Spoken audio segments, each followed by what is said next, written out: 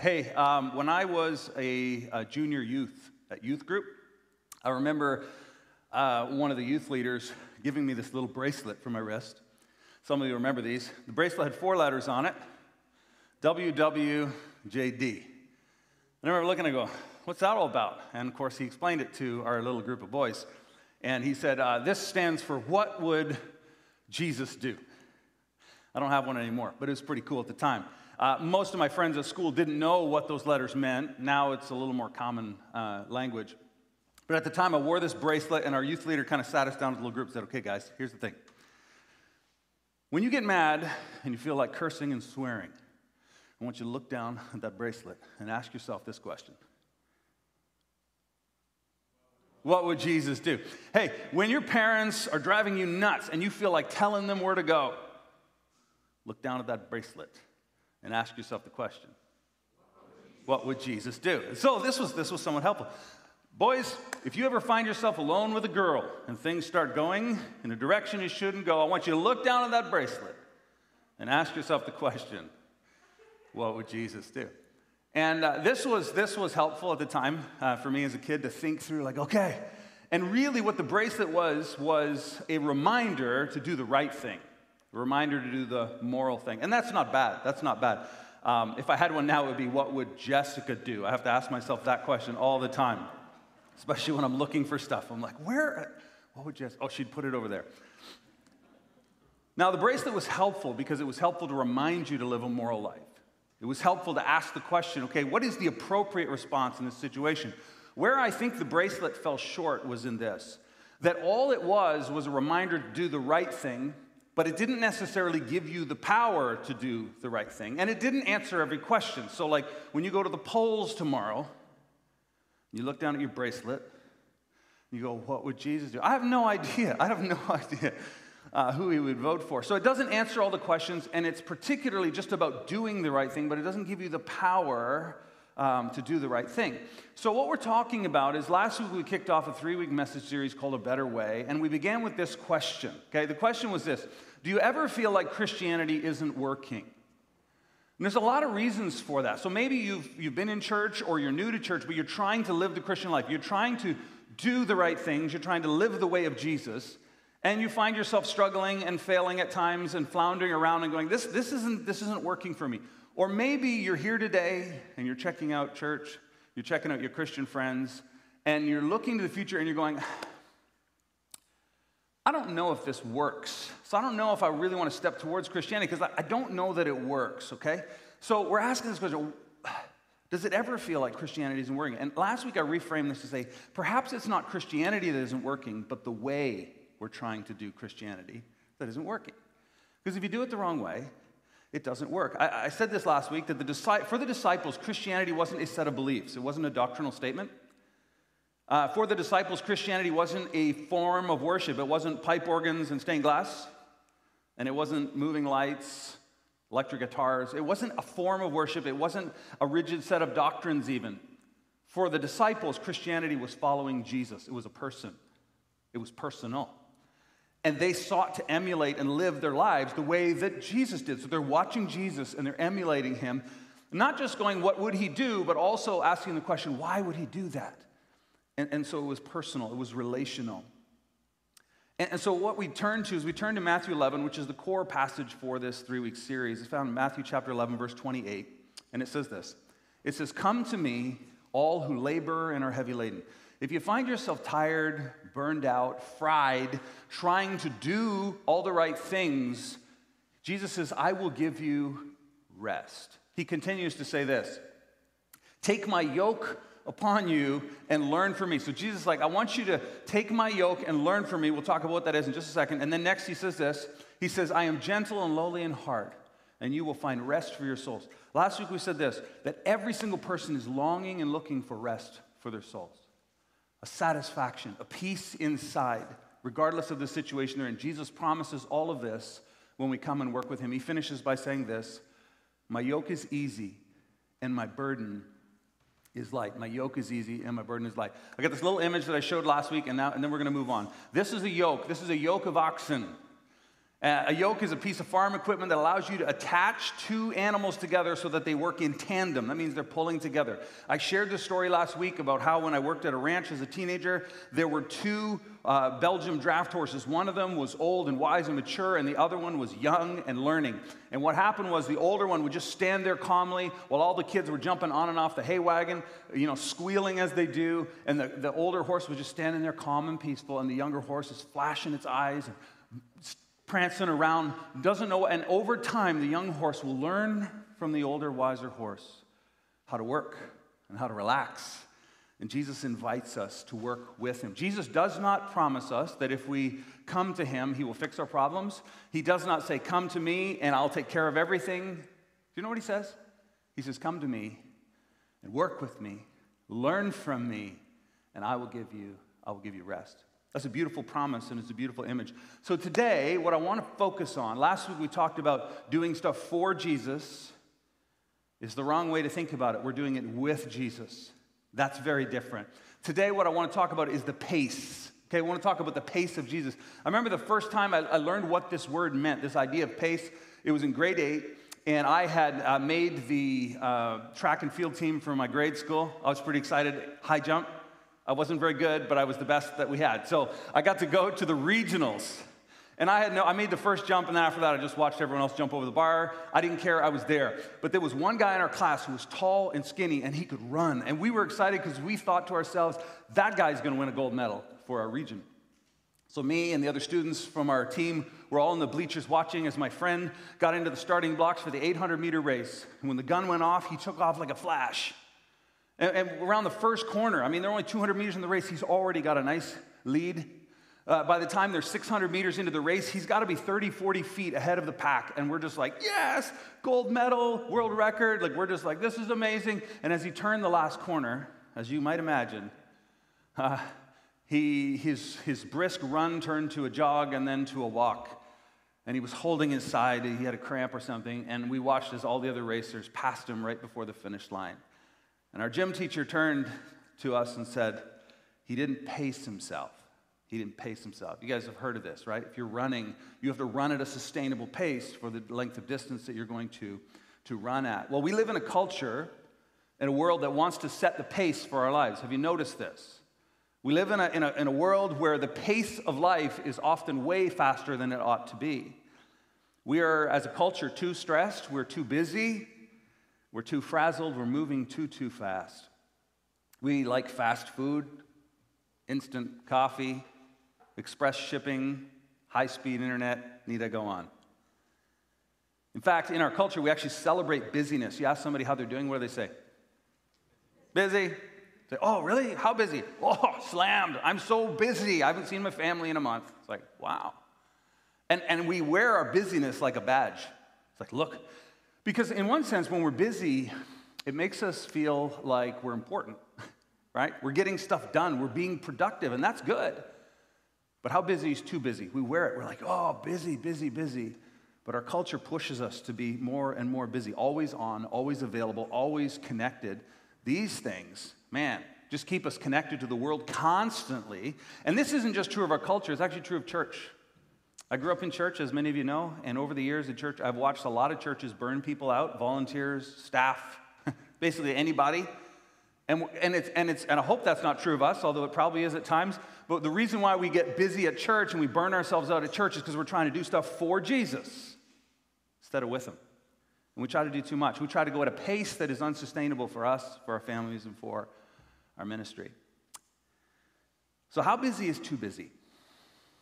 As we try to live the Christian life, we often exceed the pace of Jesus, which is silly. Can you imagine how silly it would be if we're following Jesus and we're constantly running ahead of him? Looking over our shoulder. Jesus, where are we going next? He's like, well, just wait and I'll show you the way. Yeah, but I want to get there ahead of you. And I'll be honest with you, this is something that I struggle with. There's some sermons where I feel confident that I've got this kind of figured out and I'm making headway, but this busyness, this hurriedness is a problem for me. I will often get to a restaurant or a store with my family, and I get out of the van, and I'm halfway into the store, and I look over my shoulder, and my family are still undoing their seatbelts, and I'm just I'm hitting the lock button on the door, trying to get their attention, right? It's like, come on, guys. We got shopping to do.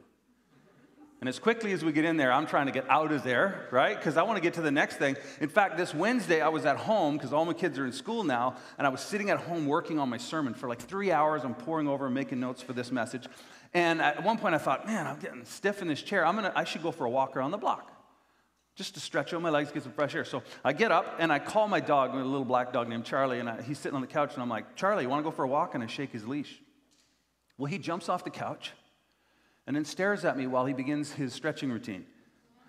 30, 40 seconds, I'm not kidding. Downward dog, this leg, that leg. I'm jiggling. I'm like, come on, Charlie, let's go. And he's just looking at me like, you need to stretch before you exercise, Nathan. This is why you're always getting hurt. You have no time to stretch. And he's just doing his thing. And as I'm going out the door, I felt like kicking him because he made me wait so long. And I thought, I'm trying to write a sermon on not hurrying.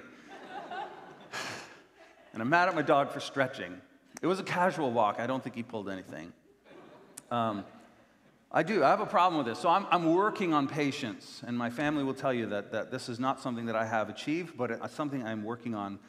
Psychology Today defines a term that I hadn't heard about until this week as I was studying. And the term is hurry sickness. Have you heard about this?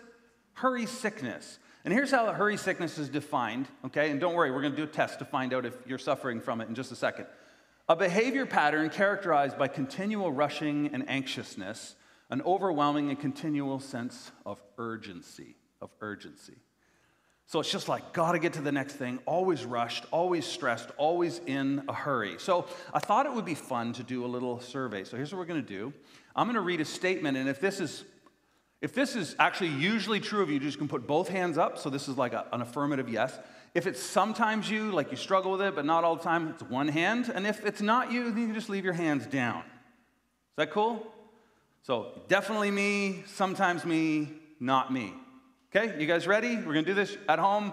You can put your hands up, or you can put a little fire emoji or something in the chat to let us know that you're with us here. So hurry. Here's a statement.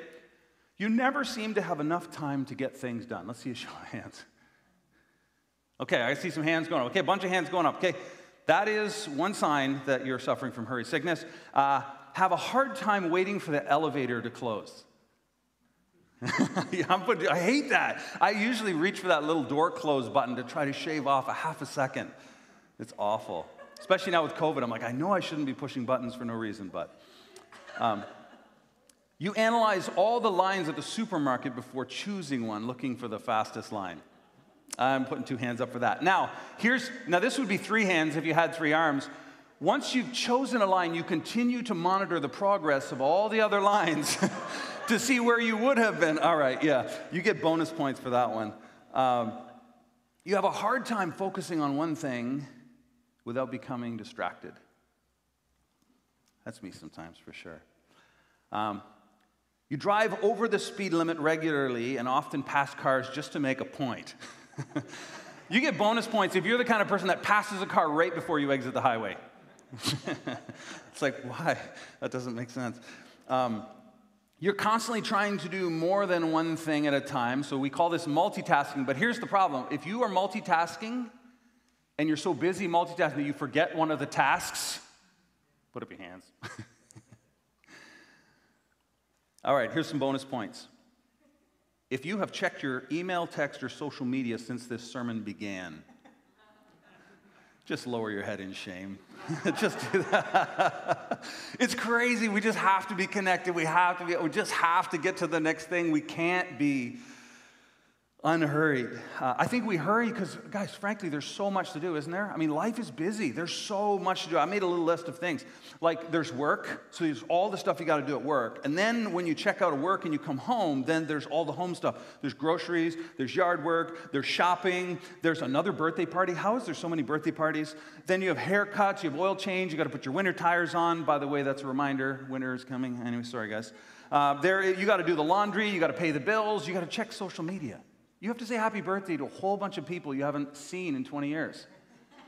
But it's the thing to do. And then you got to clean out, purge the storage room. That's important. And then you got to go shopping and buy stuff that will end up in the storage room.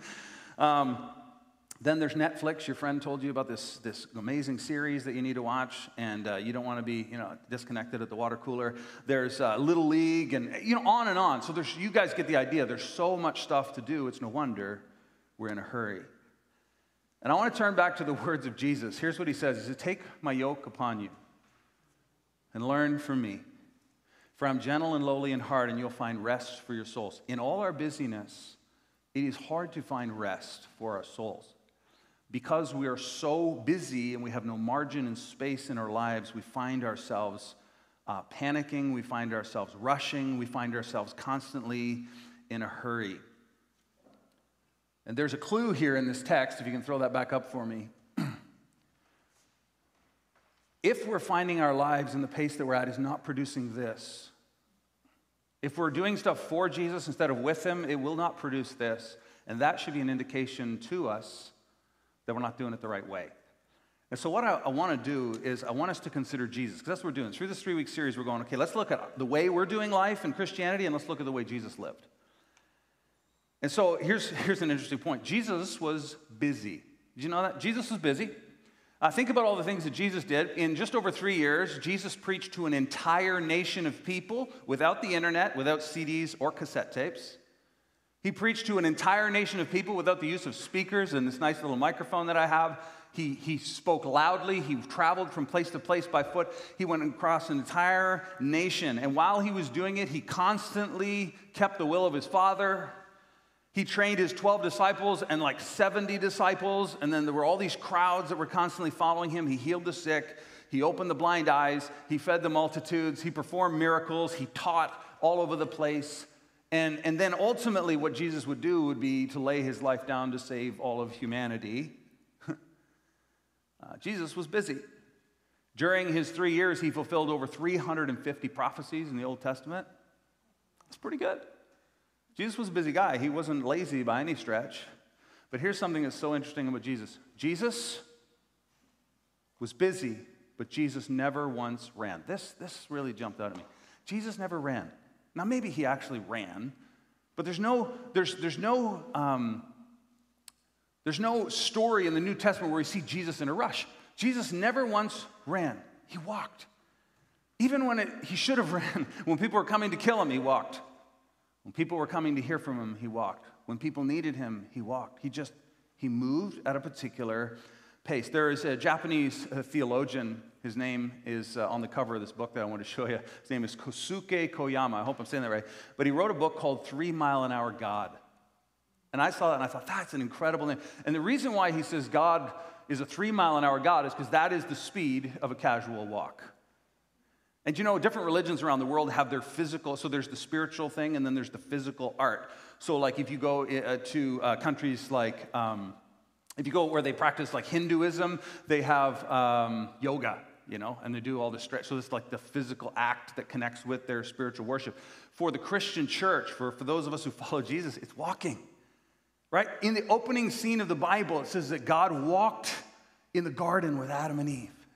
And then Jesus comes to earth, the very revealed person of God, and he walks among his people. And so the speed of God is this 3 mile an hour. I just love that. Jesus was busy, but Jesus was never, ever, ever in a hurry. And here's a question. If Jesus wasn't in a rush, why are we? Why are you? Why am I in such a rush if Jesus never did? There's an incredible story in Mark 5. You can go and read it this week. In Mark chapter 5, Jesus is doing his thing, and a man by the name of Jairus comes to him. And some of you know the story. Jairus says to Jesus, he says, "Hey, Jesus, would you please come? My daughter is dying." And any father or any mother who has a child who's sick would do anything. And he comes and says, "Jesus, would you please come?" And Jesus says, "Of course I'll come." And Jesus begins walking. He doesn't jump on a horse and gallop towards Jairus' house. He walks in that direction. And while he's going, if you read the chapter, while he's going, the crowds are all pushing up against Jesus. He's trying to move through the crowds. And a woman touches the hem of his garment. She's been sick for 12 years, and she's instantly healed. And Jesus stops. He's not in a hurry. He's like, "Who touched me?" And the disciples say, "Jesus, everyone's touching you. How could you say that?" He says, No, I felt power go out of me." And so he turns and begins having a conversation with this woman about her healing and her faith. This is incredible. But then while he's casually taking his time, Jairus' servants come and they're like, "Don't trouble the master any longer. Your daughter is dead. Jesus doesn't panic. He's like, I'm still coming. And if you know the story, Jesus goes to the house and raises her from the dead. No big deal, right? He just didn't rush. It's incredible because I'm constantly in a rush. So there's something that needs to change in me. Here's a question. What if the greatest enemy to the life you want is the life you're living?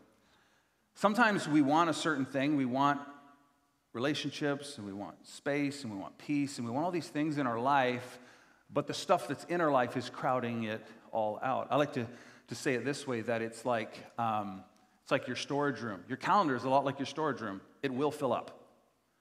And unless we prioritize the most important things first, there will never be any time left for them, right? So if we don't prioritize the things that matter most, there will be no time left for the things that are most important. So what I want to do with the bit of time that we have left today is I want us to consider the way of Jesus. Now, there's so much we could say about Jesus and the way he used his time and the pace that he moved at, but I want to focus on two things that I think are ultra important for us.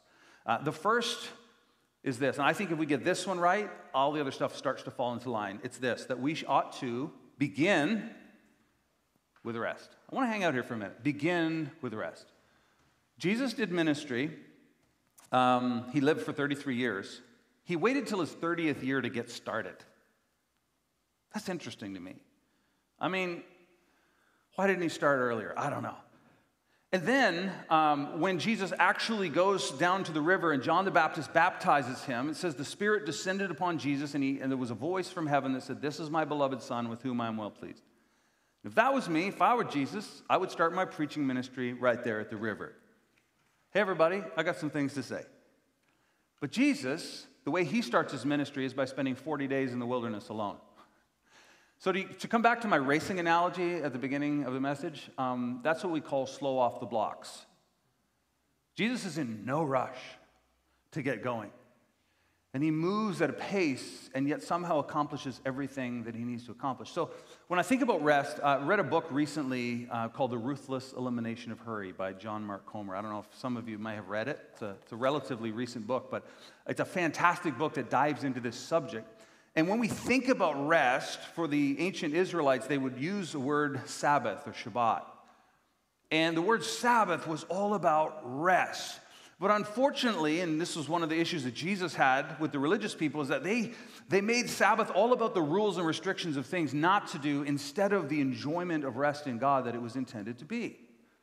And what's so interesting about this is that the way that we think about rest is very different than the way that the ancient Jews used to think about rest. We think about rest in this way, that we work, and then when we're tired and we have no more energy, we rest.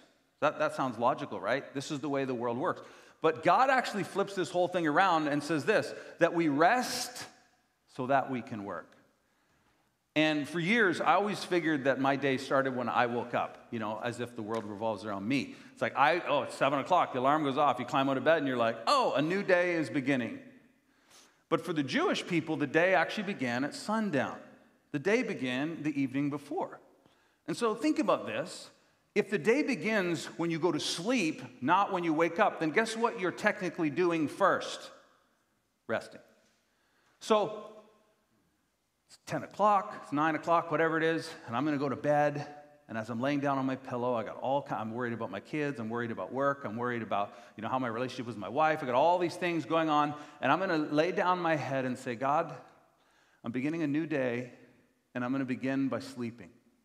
I'm going to begin by trusting you to take care of the stuff that I can't deal with right now.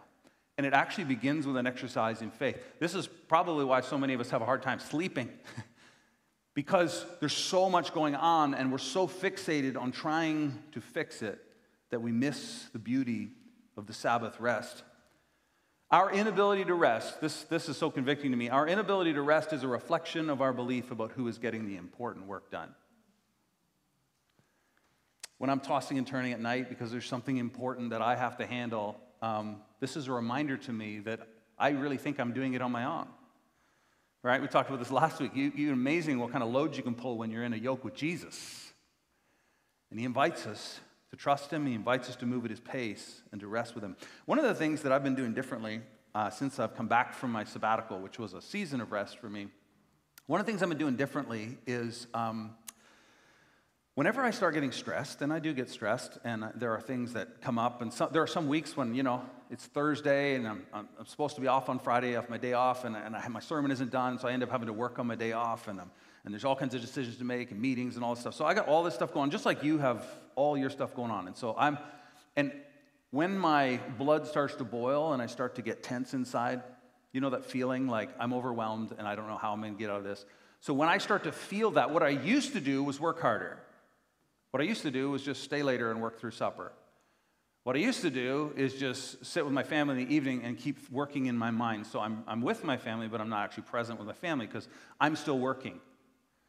And one of the things that I've been doing differently since I've been back is that when the first instance when I start to feel that tension, do you guys know what I'm talking about when you feel that? It's just like, oh my gosh, there's more than I can handle. Oh my, how am I going to get that done? Oh, how am I getting out of this? And you start feeling it. The moment I start feeling tension, I do the absolute opposite thing I used to do. I rest. I'll have 100 things be overloaded, and I'll just say, you know what? I'm just going to close the door. I'm going to get down on my knees and just spend 15 minutes quietly with God. It's so counterintuitive. There's so much to do, and here's what I'm going to do. I'm going to stop. And I'm not suggesting to you that that stopping when I should be working, or I feel like I should be working, has fixed everything. But it's changed the internal landscape of my heart.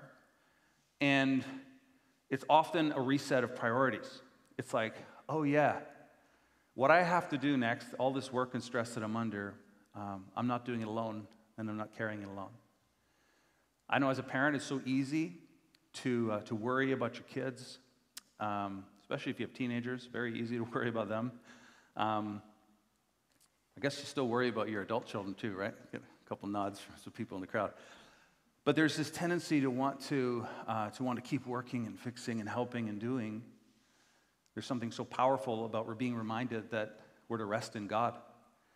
And so if we could do nothing else as individuals and as a church, introducing Sabbath rest into our week would change everything. It's crazy to think about, but a Sabbath, according to Scripture, is supposed to be this day when you can sleep in, eat a great meal with the people you love, leave the dishes on the counter, read a book, play a board game, make love, go for a walk, pet your dog, do things that give you life and fill you up, spend time in a relationship. That's the idea of Sabbath. It's not a rigid sit and do nothing and pray all day. It's where we take time to enjoy what God has given us and to stop from our striving. And it's a way to remind ourselves that, hey, the world doesn't stop spinning because I stop working. In fact, the opposite is true. When I stop working, God moves into that space. So it's this idea of entering into the yoke with Him. So we need to begin with rest. If there was nothing else that you could take away from this message today, just begin to think about how you can begin your day with rest, how you can begin with rest. And the second thing that Jesus did so well, He began with rest. The crowds needed Him, and He would be off praying with His Father. But the second thing He did was prioritize relationship. And by the way, if we're not rested, this will rarely ever happen well. But prioritizing relationship is so important in our lives, and Jesus did this better than anybody. It seems like whenever someone needed Him or needed to talk to Him, He would stop and give them His time. Even if it was a little child, He would stop and give them His attention. You can't do that when you're rushed. You can't do that when you're not rested. I heard a preacher say the best use of life is love. The best use of life is love. So if you're wondering, how do I use my life? How do I use my time and money? Love is the answer. I've never met anybody who on their deathbed said, I need more money. I've never met anybody on their deathbed said, bring all my trophies from home and put them around my bed so I can look at them as I die. Nobody says that. What do we want? We want to see the friends and family and people we love. We want to make a difference. Love is the answer to the question of life. And the best expression of love, this is so important, is time. Time. We talked about this a couple weeks ago. One of the ways we show people love is by listening. Well, that takes time. It takes patience. You can't be in a hurry and a rush and truly listen to somebody. So the best use of life is love. And the best expression of love is time. I think this is important. It's hard to be happy or helpful when you're in a hurry. I read about a really interesting study this week. I'll share with you the sort of Cole's Notes version. It was a social psychology experiment called Jerusalem to Jericho. Maybe some of you have heard about this. In 1973, they set up a bunch of seminarian students who were training for ministry. And they took half the group and they said, we want you to write a sermon about the Good Samaritan, which is a story all about helping someone in need and stopping when it's inconvenient to help someone and love someone who's in need. And then the other half of the group, they said, okay, you guys just write a sermon about whatever, money, something else. So you got these two groups of students, and so the experiment was going to be this, okay, which group is going to be more likely to help somebody?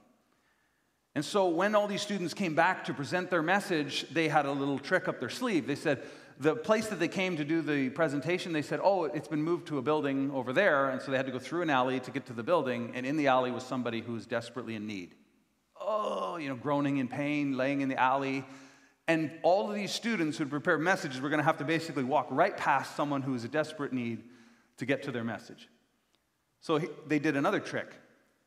As these students came in, they're redirecting them one at a time past the person who needs help. And they added one more criteria. Some of the students, they told them they were late and had to get over there in a hurry. So they added a hurry condition. And some of the students, they told them that they were in plenty of time and they didn't have to rush. Now, you might be able to imagine what the results of this little experiment were. Here's the significant numbers. People who were given the low hurry condition, they weren't in a rush. 63% of the students stopped to help the person in need. But the high hurry condition, the people who were told they were in a rush, only 10% stopped to offer help. This is so important because we think that if we read enough verses about loving and helping other people, we'll just do it. But the truth is, if we're in too much of a hurry, we won't do it anyways. Right? If we don't have margin and space to love our neighbors, our kids, our friends, our spouse, we won't love our neighbors' kids. It doesn't matter what your theology is if you don't have time.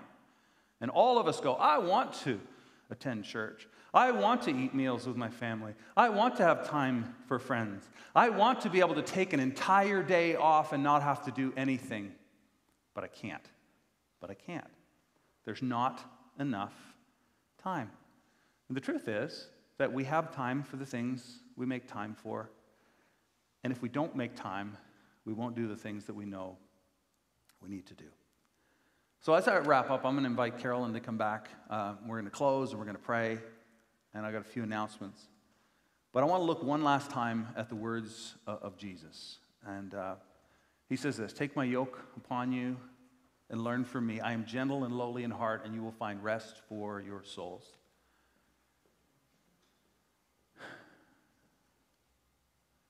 In 1 Corinthians 13, Paul writes these words. These are so convicting to me. As somebody who struggles with patience, as somebody who struggles with being in a hurry, he says this, love is patient and kind. Love is patient and kind. We could just spend the whole week just thinking and chewing on that. Love is patient and kind. And while love is patient and love makes time for others, hurry doesn't have time, does it? So what I want to do is I want to challenge you with a simple prayer that you can pray this week as you go about your week. And it simply reads like this. God, help me walk slowly enough to experience Jesus fully and love people deeply. This is a prayer that begins to change something inside. God, help me walk slowly enough to experience Jesus fully and to love people deeply. And this only happens when we take time to rest, when we prioritize relationships over tasks, and instead of asking ourselves, what would Jesus do? Because often we know the answer, but it doesn't mean we're going to do it. Instead, we want to be reminded that we're working with him, that he is with us. And we can rest because we have him. And like that illustration I gave last week, we're like the young horse paired with the old, and we're just panicking about everything, about our lives, about our money, about our kids, about our work. And we look over and we see Jesus just standing so calmly going, I got this. And we enter into a rest because he's invited us. Come to me, and I will give you rest. Next week, we're going to focus in, as we close out the series, on living in the moment. It's amazing how we're constantly running from our past and running towards our future and rarely present in the current moment. Like our brains are there, we're there. But Jesus somehow was able to be in the moment, present with people at all times. So we're going to learn how to do that better. But one last time, let's look at that prayer. Maybe we can read it together, and then I'll pray for us. Let's read this together. God, help me walk slowly enough to experience Jesus fully and love people deeply. Begins with rest, prioritizing relationship, and everything else will begin to fall into place. Father, thank you for every person in this room, every person watching online. We are so tempted to be rushed and hurried, to run through life in such a pace that we miss people, that we miss you. Lord, it's so easy for us to get caught in a cycle of work and stress and work and stress. We get addicted to it. But you've called us to come to you, to enter into your rest, to work at your pace. And Lord, I know that so many times I'm running ahead of you, and I ask you to help me to walk slowly to experience you and love others well. So Lord, would you help us? Would your Spirit guide us through this week as we do this together? In Jesus' name, amen.